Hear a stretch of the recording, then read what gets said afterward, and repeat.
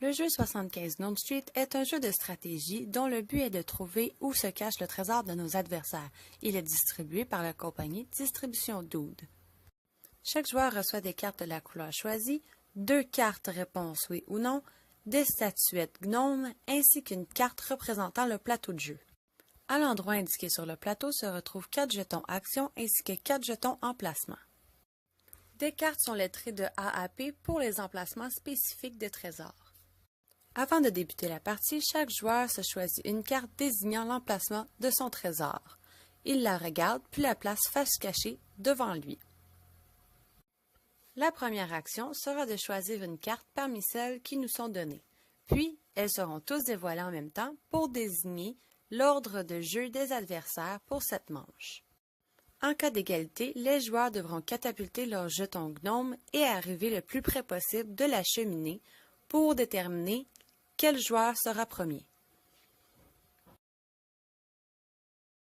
Les statuettes gnomes seront donc placées respectivement en première, deuxième, troisième et quatrième position. Le premier joueur choisira donc un jeton emplacement ainsi qu'un jeton action. Les autres joueurs feront de même. Lorsque tous les joueurs ont choisi leur jeton, le premier joueur pourra commencer son tour. Il placera sa statuette gnome sur un emplacement choisi selon sa case. Les autres joueurs feront de même. Lorsque toutes les statuettes sont placées, le premier joueur peut jouer son action. Dans ce cas-ci, il demande à son adversaire « Est-ce que ton trésor est enterré dans ces emplacements? » Dans une partie à 2 joueurs, le joueur peut répondre à voix haute. Dans une partie à plusieurs joueurs, il pourra répondre avec sa carte. Puis, le joueur posant la question pourra noter sur sa carte de la façon dont il le désire. Les autres joueurs pourront donc jouer leurs actions, sauf le dernier joueur qui, lui, n'a aucune action.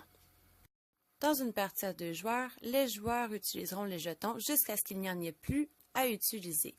Dans une partie à plusieurs joueurs, les joueurs remettront le jeton en place à la fin de chaque manche, puis recommenceront leur manche de la même façon que la précédente. Lorsqu'un joueur croit savoir sur quelle case se trouve le trésor d'un adversaire, il peut placer une taupe sur la case désignée, puis demandera à son adversaire si c'est bien celle-là. S'il a raison, il remporte la partie, sinon, il perd.